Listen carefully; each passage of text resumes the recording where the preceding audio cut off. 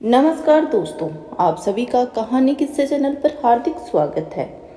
आज इस वीडियो में मैं आपको सुनाऊंगी सोमवार व्रत की कथा। दोस्तों, एक बार की बात है, एक शहर में एक साहूकार रहता था। उनके घर में पैसों की कोई कमी नहीं थी, लेकिन उनकी कोई संतान नहीं थी, जिससे वो बहुत दुखी रहते थे।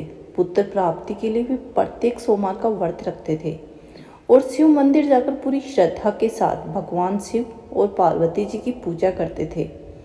उनकी भक्ति को देखकर एक दिन माता पार्वती बहुत प्रसन्न हुई। उन्होंने भगवान शिव से उस साहूकार की इच्छा पूरी करने का अनुरोध किया। पार्वती की इच्छा सुनकर भगवान शिव ने कहा कि हे पार्वती, इस दुनिया में हर प्राणी को उसके कर्मों का फल मिलता है और उसके भाग्य में जो कुछ भी है उसे भुगतना ही पड़ता है। लेकिन पार्वती जी ने साहूकार की भक्ति का सम्मान करने के लिए और उनकी इच्छाओं को पूरा करने की इच्छा व्यक्त की।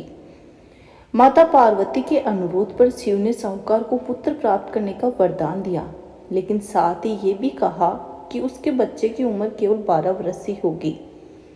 साहूकार माता पार्वती और भगवान शिव की बातचीत सुन रहा था।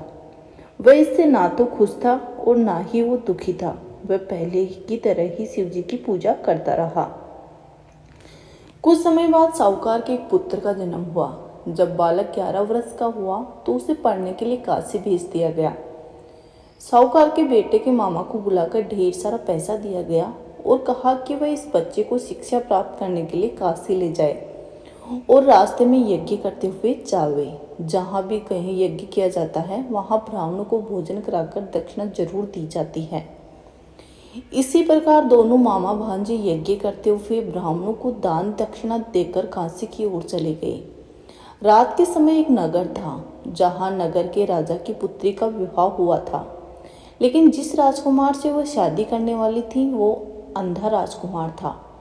राजकुमार ने इस तथ्य को छुपाने के लिए एक योजना के बारे में सोचा कि उसके बेटे की एक आंख नहीं है। साहूकार के बेटे को उसके मन में एक विचार आया। उसने सोचा कि क्यों न इस लड़के को दूल्हा बनाकर राजकुमारी से शादी करा दी जाए।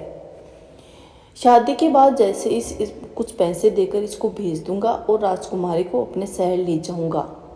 लड़के की शादी दूल्हे के कपड़े पहनकर राजकुमारी से कर दी गई, लेकिन साहूकार का बेटा बहुत ही ईमानदार था।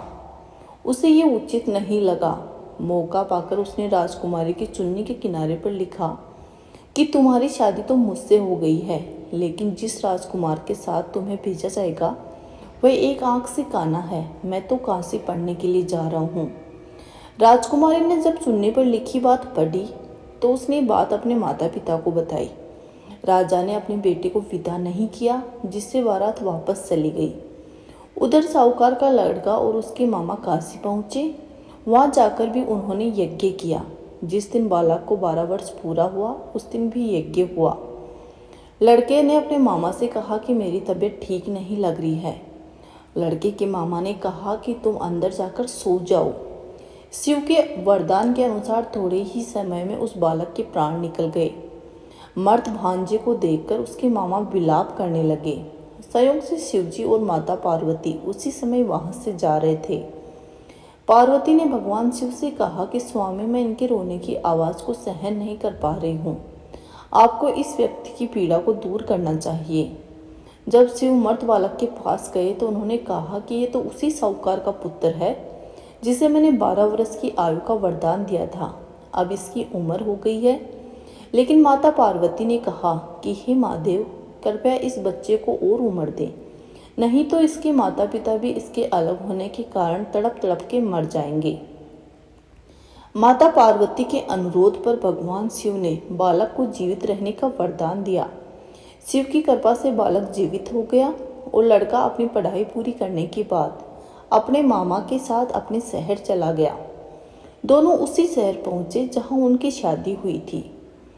उस नगर में यज्ञ का भी आयोजन किया गया। लड़के के ससुर ने उसे पहचान लिया और उसे महल ले जाकर उसकी देखभाल की और खूब सेवा की और अपनी बेटी के साथ उसे खूब सारा धन देकर विदा किया। यहाँ साहूकार और उसकी पत्नी भूखे प्यासे अपने बेटे का इंतजार कर रहे थे। उन्होंने कसम खाई थी कि अगर उसे अपने बेटे की मौत की खबर मिली तो वो अपनी जान दे देंगे, लेकिन अपने बेटे को जीवित रहने की खबर पाकर वो बहुत ही खुश थे।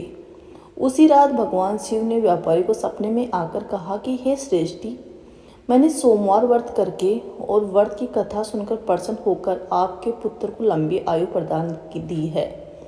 इस प्रकार जो भी कोई व्यक्ति सोमवार के व्रत रखता है या फिर इस कथा को सुनता है, उसके सारे दुख दूर होते हैं और उस व्यक्ति की सभी मनोकामनाएं पूर्ण होती हैं। दोस्तों, आशा करती हूँ कि आपको ये कहानी जरूर पसंद आई होगी। ऐसे ही और कहानियाँ सुनने के लिए मेरे चैनल को जरूर सब्सक्राइब करें। बोले भोलेनाथ की जय।